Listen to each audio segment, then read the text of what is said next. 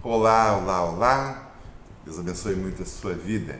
Quero aqui pensar um pouco a respeito da realidade de Deus e da nossa vida, dessas coisas que nós estamos vivendo enquanto estamos nesta vida. Eu queria pensar um pouco sobre vivendo no mundo sem Deus. Eu estou usando o texto aqui de 2 Timóteo, capítulo 3, para uma reflexão, tá? Então, eu vou ler um pedaço desse texto. Diz assim, ó: sabe, porém, isto, que nos últimos dias sobrevirão tempos trabalhosos, porque haverá homens amantes de si mesmo, avarentos, presunçosos, soberbos, blasfemos, desobedientes a pais e mães, ingratos, profanos, traidores, obstinados, orgulhosos, mais amigos dos deleites ou dos prazeres do que amigos de Deus, tendo aparência de piedade, mas negando a eficácia dela. Destes, afasta-te. Tá, só para mim fazer uma alusão, eu tenho que contextualizar o texto. Claro que Paulo está falando para sua época, para o jovem pastor Timóteo, né? Ele está falando para o momento deles, que haveria realmente pessoas que não intentariam, não estariam importando ou interessadas com a pessoa de Deus, que estariam muito mais interessadas nas suas satisfações do que em ser amigos de Deus, pessoas que realmente não tinham o coração voltado para as coisas de Deus. Ao mesmo tempo, a impressão que eu tenho, a Bíblia fala nisso como um crescendo, tá?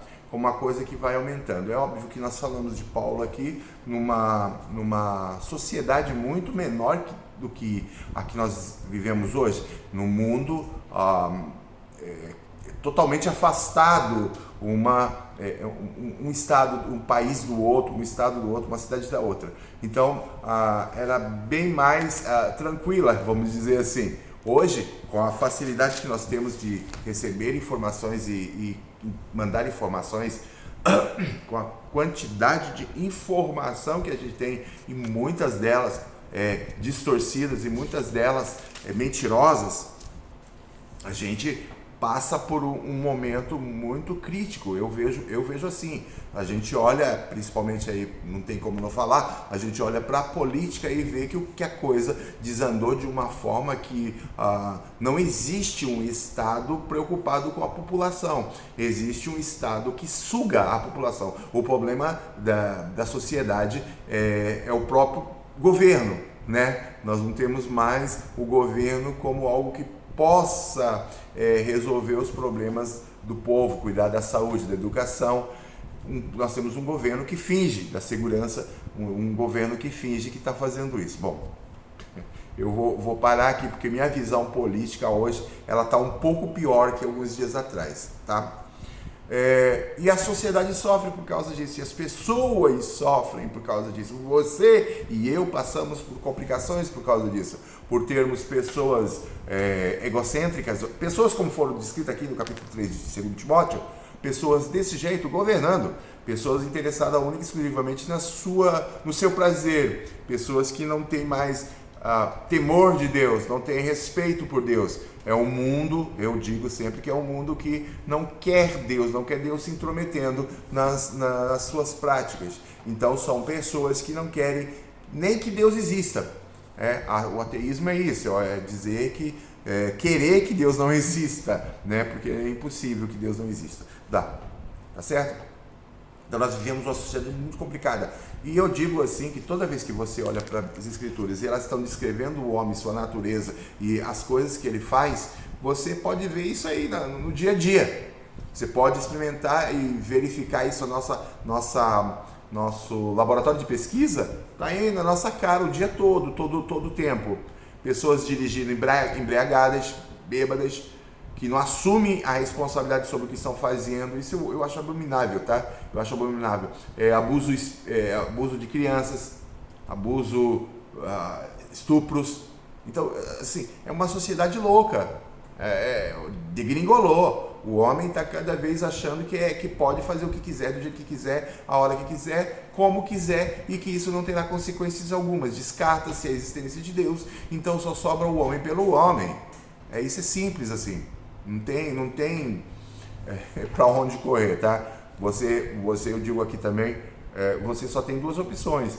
Ou é evolução, nós viemos de um pum, saímos de um pum e tudo que existe aí foi criado por esse pum. Ou nós fomos criar, ou existe o criacionismo.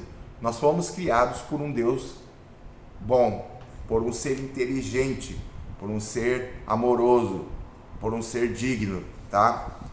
Só existem essas duas opções. A minha opção é que existe Deus. E aqui eu não tenho como provar isso para você aqui em 10 minutos. É o estudo de uma vida toda, são 26, 27, 28 anos aí, lendo Bíblia, lendo livros, lendo comentários, estudando a respeito disso.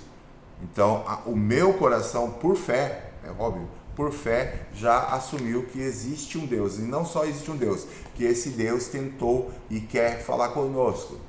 Então, a terceira questão é, dentro de toda essa loucura, onde nós podemos encontrar um lugar de descanso? Um lugar seguro para realmente descansarmos a nossa cabeça, o nosso coração, um lugar seguro que possa nos informar a verdade. Eu vou ler aqui ainda em 2 Timóteo capítulo 3. Paulo vai descrevendo esses homens. No verso 9 ele diz: não irão, porém, avante, porém será manifesto a todos a sua loucura, como também foi desses outros, que ele descreveu algumas outras pessoas.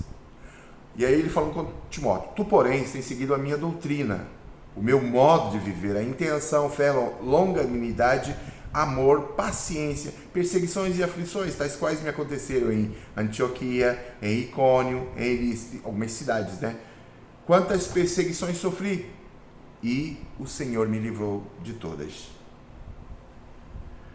E também, todos aqueles que piamente querem viver em Cristo Jesus, padecerão perseguições. Essa é a vida do cristão. Mas os homens maus e enganadores irão de mal para pior, enganando e sendo enganados. Tu, porém, Timóteo, tu, porém, Israel, tu permanece naquilo que aprendeste, e de que fosse inteirado, sabendo de quem o tens aprendido, e que desde a tua meninice sabe as sagradas escrituras, que podem fazer-te sábio para a salvação, pela fé que há em Cristo Jesus.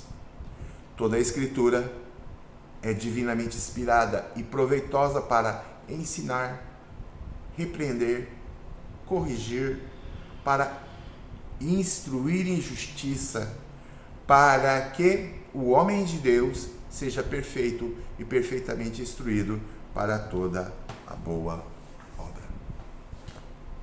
Paulo está dizendo assim: Timóteo, as coisas vão piorar, vão ficar muito complicadas para você, mas permanece daquilo que desde a sua infância, sua avó Lloyd, sua mãe Eunice te ensinaram, que são as Sagradas Escrituras, que são a Palavra de Deus, que são a Bíblia. É óbvio que aqui está se construindo ainda o Novo Testamento, então ele está apontando para o Antigo Testamento. Fica nessas verdades que você já tem aprendido, Timóteo. Fica aí, que aí é o lugar certo, é aí que você vai crescer espiritualmente, é aí que você vai começar a entender as coisas e as realidades de Deus. É aí, nesses escritos, nesta verdade que tua mãe já falaram, tua avó falaram para você, que você tem um lugar seguro para descansar seu coração, sua mente, e confiar no Deus que tem me livrado de todas as perseguições. É aí que está o lugar onde você vai ser preparado, trabalhado, instruído pela verdade de Deus, para que você seja perfeito, e nela você será totalmente instruído para toda boa obra. Muito claro para mim isso, e eu posso aqui testemunhar para os irmãos que é claro para mim, porque eu tenho vivido isso. eu tenho experimentado esta palavra na minha vida. E essa palavra tem feito a diferença entre um cara que achava que era tudo para alguém que hoje entende que depende totalmente, completa e absolutamente da verdade, da vontade e do querer de Deus. Uma pessoa que entende que foi criado por Deus, existe porque Deus quer, está envelhecendo e vai morrer. E é aí que se completa tudo que eu fiz, toda a vida que eu vivi aqui neste mundo para Cristo Jesus. Que a minha confiança está em que Cristo Jesus vai me receber depois da morte nos céus e eu vou viver com Ele lá eternamente. Tá certo? Pense nisso, pense nisso. Vale a pena realmente confiar na falibilidade ou em tudo isso que é efêmero aqui? A gente não vai ficar aqui para sempre. A grande questão é, existe vida eterna? Existe Deus ou não existe? Responder a isso, responder a essas questões é a diferença entre ir para o inferno e ir para o céu. É entre receber de Deus a condenação por tudo que fizemos de errado, ou receber de Deus em Cristo Jesus a sua amizade, seu amor, a sua filiação, ser chamado de filho de Deus, tratado como filho por Deus. Entenda, é a diferença da água para o vinho.